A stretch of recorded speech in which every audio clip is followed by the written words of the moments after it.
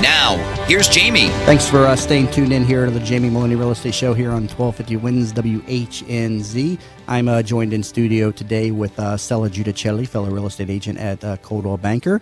And I want to go ahead and bring on my first guest here for the show, Alex Sink. She is the founder of the Florida Next Foundation, an organization geared towards helping young entrepreneurs get the capital and exposure they need to develop their ideas in an effort to drive innovation needed to enhance Floridians' quality of life.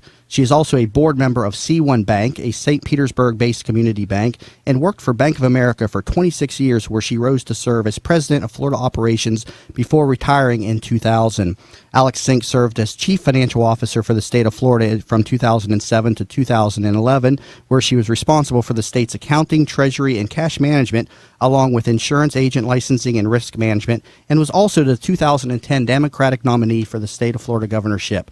Alex, thank you so much for joining me today on the air. You have an extremely lengthy and impressive resume of both public and private service to our great state, and your latest project is the Florida Next Foundation, which you founded in 2011.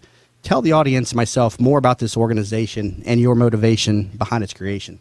Okay, well, the audience can go to the website, floridanext.org, but basically, after 2010, remember the state of Florida, Jamie, was still in a very bad economic position. We had not come out of our recession by any stretch.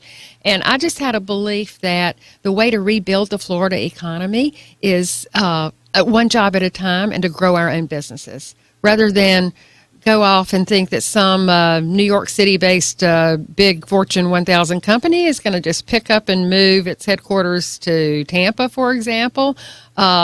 We've tried that approach for about 30 years, and it really hasn't worked. Right. And I think that it's important to support local small businesses and entrepreneurship and innovation. And so I've started this 501c3, a nonprofit, nonpartisan organization to identify ways to just inspire a state of innovation in our state. Mm-hmm. And so out of that, we have done a number of projects in the next 3 years, and I know you're going to ask me about some of those. Oh, yeah, absolutely. First of all, you say 501c3. We hear that term a lot. Mm-hmm. Tell us what a 501c3 is. It's a 501c3 refers to an IRS code. It's a law which says that an organization can establish itself as a nonprofit. Okay. And in return for that, then people who are making contributions to that organization can take a tax deduction for that any contribution that they make. So we do fundraising, and we live off contributions, and the donors can write those investments off on their taxes. Okay, and so the organization's goal is to promote entrepreneurship, sort of like a Shark Tank mentality. Yes. On the show where you have your ideas and you pitch them to 5 very intimidating guys hurling all kinds of questions and stuff at you, and you're kind of like, I don't know. Is that kind of the approach that you take here, or is it kind of a more of a soft approach here? No, we take that approach. One of the things that we also identify, we have kind of a two-pronged approach. One is encouraging startups and entrepreneurship and innovation, but also another thing that I noticed was that we had a brain drain. We had a lot of our young people, because the economy was so bad in Florida, were having to leave the state in order to find good jobs. And their parents were certainly complaining about that. And so we wanted to really focus on what is the young professional looking for? How can we attract and maintain and keep our very talented young professionals here? So we started doing something called an Impact Forum. And for an example, we're getting ready to do one in Tallahassee tomorrow. There will be another one in Fort Myers in early November. But we did some of our first Impact Forums right here in Tampa. So this is the way it works. We invited a bunch of people, maybe 30 to 50 people under the age of 40, to come and pitch ideas for things or projects that they think would improve the Tampa or the St. Petersburg community. And we give them 90 seconds. They get up in front of the group, and the audience is maybe 100 people. And in Tampa, we had maybe 15 great ideas, put them up on a board, and we invited the audience to vote on their top 3 choices. And we identified the top couple of choices, and our foundation, the Florida Next, works with a group of volunteers to try to make that idea into a reality. Very interesting. It's very inspiring to see and to discuss an organization with the mission of promoting and inspiring entrepreneurship, being led by yourself and a strong network of directors and staff. Tell us a little bit more about some of the people you have assisting you with this operation and their accolades and how their influence is helping this organization to grow. Okay, well, we have a very, very small staff, small budget, but our executive director is a young professional, a young man by the name of Ned Pope. He's an expert in project implementation, and Ned is the one. He's a one-man stand almost. He's out running these impact forums and then working with the groups. He's very skilled at project management. You're in the real estate business and focus a lot on foreclosures. Mm-hmm. I might mention that one of the winning ideas in St. Petersburg was a young professional by the name of Frank Wells, whose basic idea was the city of St. Petersburg has foreclosed on a number of homes because the property taxes, they were abandoned and the property taxes were never paid. Right. And why don't we work with the city of St. Petersburg to offer these homes, rehab these homes, and offer these homes up to individuals who are starting up businesses so that they can live and work there for a very low monthly payment. Mm-hmm. And we can rejuvenate many of these inner city areas and fill these houses up with people. And that was his winning idea. So we helped him get connected to some funding sources. And it's my understanding we found a foundation that is providing a $2 million line of credit for him to rehab these houses and enable anybody who has an idea to start up a business. Obviously, they'll be vetted and everything to be able to live and work in these homes. Yeah, it was. I was reading about that on your website where you're promoting all the different impact forums and the ideas that have come out of them. The St. Petersburg project, for instance, you called I think it was called the Venture House. Yes, and it was designed for young professionals who want to build a business out of their home, correct? And they could take these foreclosed properties and I guess rent them from the city for like $1 a year, I think is what it said. Do you have, and I'm not put you on the spot, do you know if there's like a high supply of these homes out there, or do you have any information on that, or no? I think there's several dozen. There's several dozen. But for anyone listening who wants to know more, they can contact us at floridanext.org or I believe we have a description, and Frank Wells is the young professional this was his brainstorm idea. So he probably thought of this just driving through a neighborhood one day, saw all the rundown homes. But your organization, the Florida Next Foundation, gave him a forum to get his idea in front of impactful people. Absolutely. So he had a 90-second script, and he came to one of the impact segments. 90 seconds. He came and presented. We had a lot of the, quote, right people there. Not only did we have other young professionals, but we also invite representatives from chambers. We invite investors. We invite people who have money to invest in projects because the word gets around that these are interesting projects. And these are more social entrepreneurship projects. We also are working, we're co-located at a place called the Tampa Wave, which is the second story of what we know as the Beer Can Building. Right. And on that second floor, there are probably, as we speak, I want to say 20 companies who are being incubated. Mm-hmm. They're there for maybe 3 to 6 months at a time, and they are looking for opportunities to get mentorship and ways to raise capital, because as you know, the number one issue is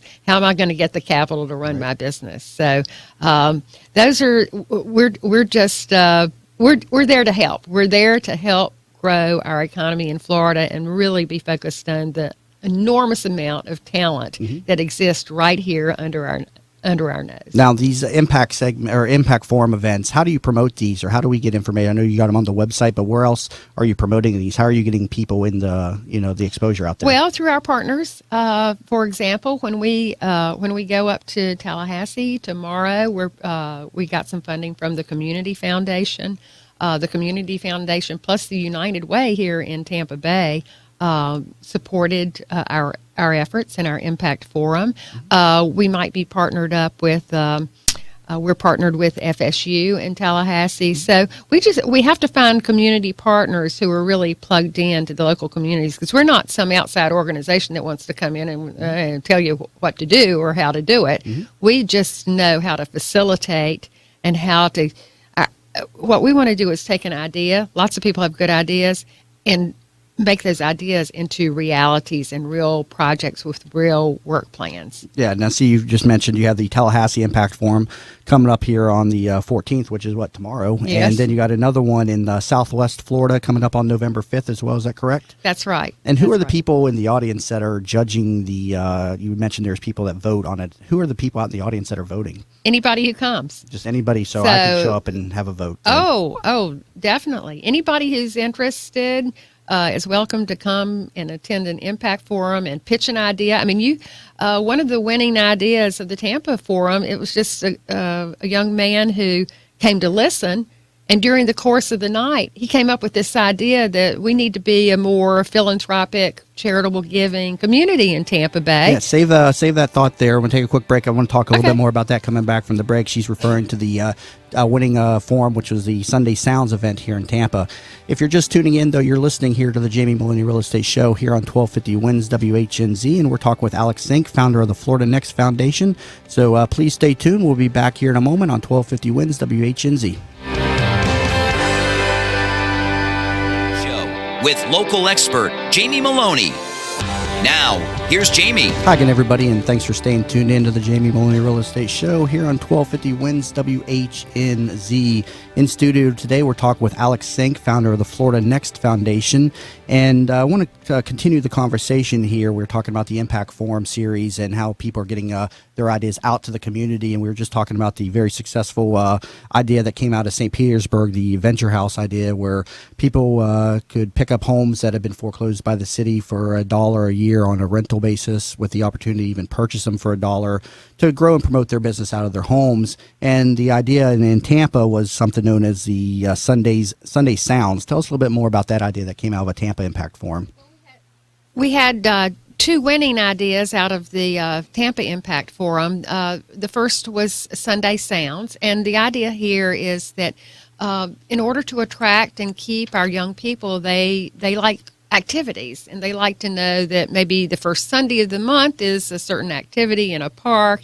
And the young woman who presented it said, the common language is music. Everybody loves music, and we have a lot of local groups that are doing music. Let's create an environment where everybody knows that on a certain Sunday of the month at a certain park, there's going to be local music, and almost like a fair kind of thing. So we're still working with the city of Tampa on that project. It hasn't become reality quite yet, but we haven't given up on it, because that was a winning idea. And the second idea was a young man who just came up with this idea in the middle of the forum. He said, we're not philanthropic enough. We're not good givers in Tampa Bay. We rank very low in terms of national giving. Let's do something about that. Young people need to get in the habit of giving, but make it easy for us. So out of that came Give Day Tampa Bay, which was held on May 4th of this year. 340 nonprofits were participating in it, and it was all about this. It was all about the power of mobile giving. Give $5, give $25, give $50, give $500. But let's get younger people engaged in giving. And as a result, we raised over $1 million for these 300 charities, and we're already in the planning stages to do it again next year. That's very impressive, especially considering I said your average donation was just, $5, $10, $15 or something. The average donation was about $100. Okay. The minimum was $25 because we had credit card charges and that sort of thing, is Dr. Credit knows about. But yeah. That's a very inspiring. I mean, to raise $1 million with an average bid of a donation of $100, very yes. Very interesting. Alex, I have to say, it's such a pleasure to hear you discuss this matter. It's so interesting. And what I was just, reflecting about is I am from France, and what I found is over there I was raised and educated to work for others, and we not really sensibilized to what we can do in leadership and in entrepreneurship. That's my experience anyways in my education and when I lived in France. I left the country, I was 21. And 25. And so listening you talk, it's so interesting. And it's been my experience here in America. Living here, I got to know myself as what I can do as a human being in leadership, in entrepreneurship, in giving and being there for others. And that's actually why I left my previous company, which I was working for a bank, and I had a very good position, and I really wanted to know myself as a leader and as an entrepreneur as a real estate agent. So it's just really, really great, and thank you for what you're doing. But it's just great you're creating that environment for people who have the entrepreneurship and leadership, and help them make it come true. Well, you're right, Stella. And here in this country, out of the dark days of this almost depression that we went through for so many 5 or 6 years, particularly here in Florida, so many young people came out of college or their education, or they lost their jobs, and they turn around and they say, well, what the heck? Maybe now's the time to start that business I've always thought about. And so I'm just convinced that, out of... Let's make lemonade out of lemons, right. Out of those bad times. I agree with you that we're trying to build. We need to build and encourage. Think of all the successful entrepreneurs that have been in Florida and created huge businesses like Raymond James or Publix. But just any other the business, Jamie, that you're trying to do. You saw an opportunity and realized that you're going to take advantage of it. And actually, the way to build wealth in our country is to be an entrepreneur. And one more thing is it's important to not be afraid to fail. One of the things that I learned when I studied entrepreneurship is that if you haven't failed at a couple of businesses, you're not good enough yet. You're not stretching yourself. And it's okay to fail, because out of those failures become learnings, and then you're able to build a successful business. And also to be philanthropic and charitable and realize that you want to give back to others and improve life in your community. I've just became American. Oh, congratulations. Yes, a month ago, and I'm very much an American wannabe, so that's why that me being an entrepreneur, I feel I'm, really American. But one of the things that I pinpointed about me becoming an American is how the Americans around me have always encouraged me and made it very positive to fail. And I think it's it's a beautiful thing to be okay and comfortable to fail. And I just it gave me chills when you say that, because I think it's a beautiful thing about America. Yeah, and a very good point. You can't be afraid of failure out there, and I wouldn't be where I'm at today if I was afraid. If I'd been afraid to quit my job 7 years ago and enter a real estate market with no experience and no connections and nothing. And I've risen, to a top real estate agent, and now I'm a radio show host. And people ask me all the time, were you afraid? I was like, no, not really, because if I would have failed, I would have just found something else to do, or I would have just kept trying until I either succeeded there or went on to something else. Now, I want to continue the conversation there about the Florida Next Foundation, and I see here Bright House is teaming up with local chambers here in Tampa and Orlando to recognize some of the region's best startup companies as part of the Bright House Regional Awards. Tell us a little bit more about this and how the best startups are getting recognized through this event. Well, I was reflecting back on 3 years ago when we started the Florida Next Foundation, that there were just the beginnings of the conversation about startups and entrepreneurs and innovation and taking research out of our fine research universities like USF and making these research ideas into reality. And here we fast forward, and now every time we turn around and we see that Bright House is sponsoring recognition programs for startups, and we've come a long way in 3 years in recognizing the fact that this is an important part of our economy. I'd rather see 200 startups hire one person or two people than one company come with 200 jobs, for Right. example, because that's how we grow our economy, we expand. And those startups are really committed to this area as long as they can provide capital. So Bright House is looking for nominations for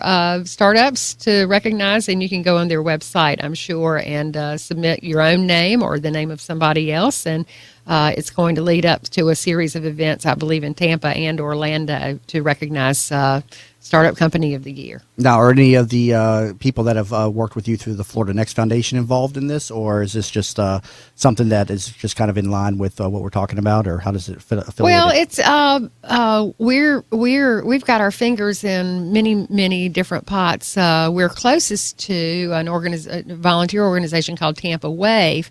They got a $2 million federal grant to establish an incubator. So they're in the second floor of the Sykes Building in downtown Tampa. They have about 30 companies that they're working with right now, and they're in different phases of their development. So some of those companies will probably be nominated. There's another organization called Health Box that Florida Blue has provided the seed funding for startups that are specifically related to anything around healthcare and good health. And it's just really a stay tuned, pay attention. Another company we were talking about, startup called Wazinit. Wasn't it? Wazinit. Yep, that's what I have here. They have a website. It's a young man and his wife. He has Crohn's disease and has to be really careful about the ingredients of. He said he could go to the grocery store and have to spend 3 hours just buying a little bit of food because he has to read every single label, and he's come up with a software program to shine on that barcode and be able to identify whether or not that item has ingredients that would inflame his disease. Wow, So- and that's someone from Isn't Tampa? that, oh yeah, that he did lives that? he lives over in Feather Sound. Yeah, I was So actually great. reading It's about. exciting. Yeah. I was Yeah. actually reading about that on your website there that you were talking about. This company wasn't it? This Was in it. was in it, and it's just an app that I'm thinking of my friends right now. Yes. Yeah, that I'm tells gonna you what's contact in my these friends, ingredients. And I see that they recently just got a much larger promotion through the One Spark event, which is the world's crowdfunding festival, and they received accolades for this app at this event as well. If you want to elaborate a little bit more on the event that they were at. Well, this is One Spark is something that got started in Jacksonville again because the Jacksonville economy, like every other economy in Florida, was not doing very well, and particularly in downtown Jacksonville has unfortunately become a ghost town. So many businesses moved out into the suburbs, and we know from talking to young professionals that what they want is they want a vibrant downtown area. They want a place like downtown St. Petersburg or downtown Tampa. Our mayor's working on making the downtown a place where you can live and work and play. And so the people in Jacksonville had this, it's a 3 or 4 day event called One Spark, and they invited all these businesses to come and pitch their ideas and lined up investors, and it's like a fair. Florida Next was running the nonprofit segment of this fair, and they offered prizes, and the people that was in it got one of the prizes at the One Spark Festival to enable them to keep working on their app for Yeah. their business. Well, very exciting and something, amazing coming out of the organization that you founded. I mean, you've got to be very excited about something like that, so kudos to you as well as to Wasn't It. Hopefully we'll be seeing this app on our phones here in the future. And, ironically, just as your organization is there to assist and fund entrepreneurs and small business owners and community leaders, your organization, the Florida Next Foundation, also needs a source of funding. How can interested investors get involved with the Florida Next Foundation? Well, first is we'd love to have your email address. So if you go on our website, floridanext.org, please send us your email so that you'll be able to, and like us on Facebook. That's how we communicate. Our executive director, again, is Ned Pope. So he's ned.pope@floridanext.org. And people can contact me directly at alexsinkflorida@gmail.com. And I'll repeat that, alexsinkflorida@gmail.com. And I Sink just is love to S-I-N-K. S-I-N-K. And I would just love to hear from your audience about what they're interested in and their ideas. And let's see how we can convert an idea into a real project. Sounds like a plan. Got to take a quick break here, but stay tuned. We'll be talking a little bit more with Alex Sink of the Florida Next Foundation when we come back. And again, if you're just tuning in, you're listening to the Jamie Maloney Real Estate Show here on 1250 Wins WHNZ. Here's Jamie. Hi again, everybody, and thanks for staying tuned in here to the Jamie Maloney Real Estate Show here on 1250 Wins WHNZ. We're talking with Alex Sink, founder of the Florida Next Foundation, and she is also a board member of with C1 Bank, which is a St. Petersburg-based community bank that is in the top 1% fastest-growing banks in the country, as measured by asset growth, seeing assets rise from $260 million to approximately $1.4 billion today. And interestingly enough, just as we've been discussing entrepreneurship, which is the cornerstone of the Florida Next Foundation, the CEO of C1 Bank, Mr. Trevor Burgess, was named the 2013 Ernst & Young Florida Entrepreneur of the Year in the financial services category. Tell us a little bit more about your role and influence at C1 Bank.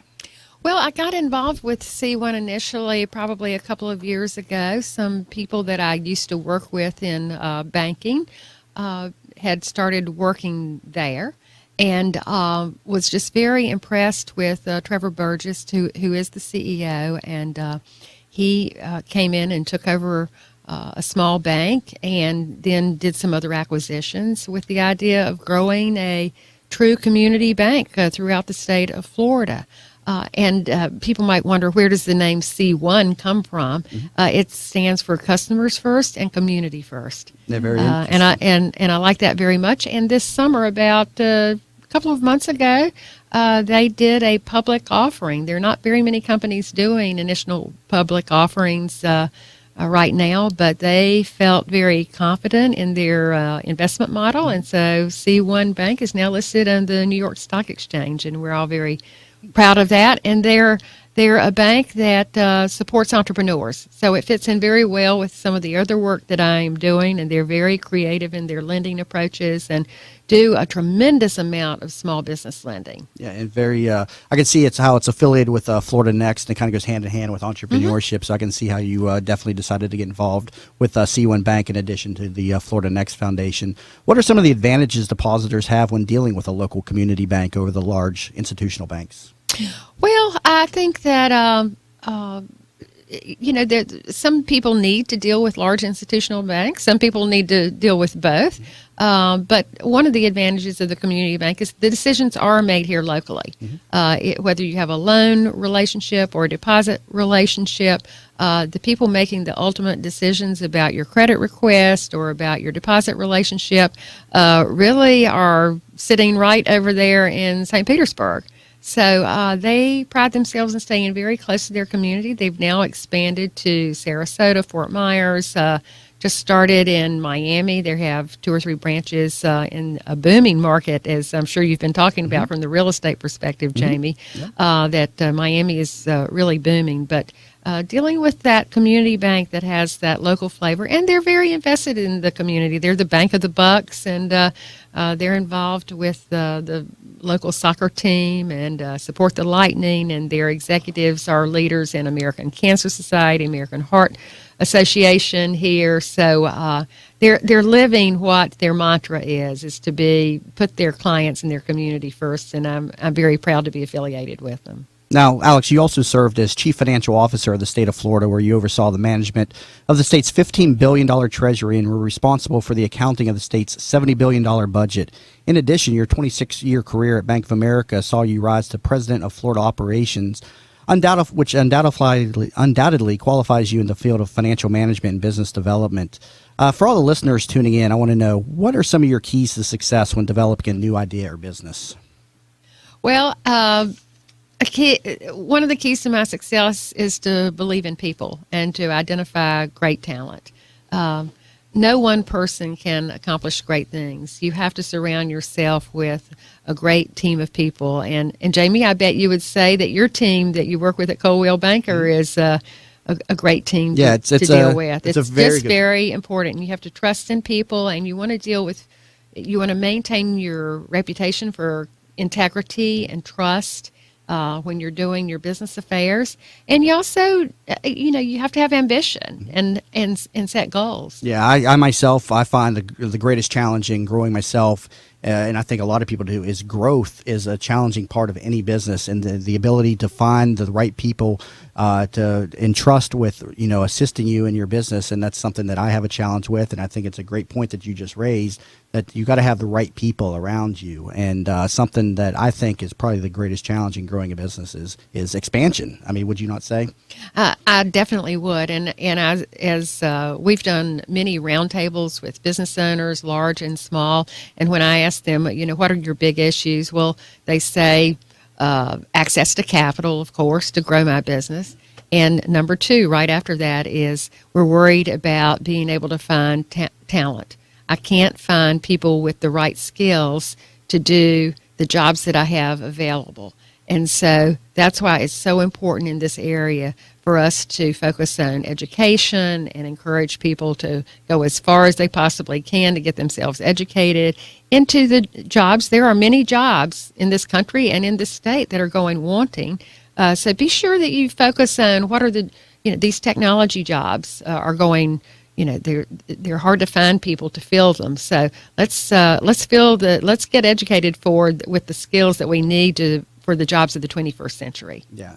And what other areas do you see entrepreneurs and small business owners go awry with when they're trying to expand? Any other tips that you can raise out there for our listenership? Well, always the access to capital, mm-hmm. and being sure that you've got a good business plan. And there are many resources in the community. USF has a small business resource center to be able to help small businesses succeed. HCC is working with people who want to start up businesses, and University of Tampa, likewise. St. Pete College has an incubator over on their campus in St. Petersburg.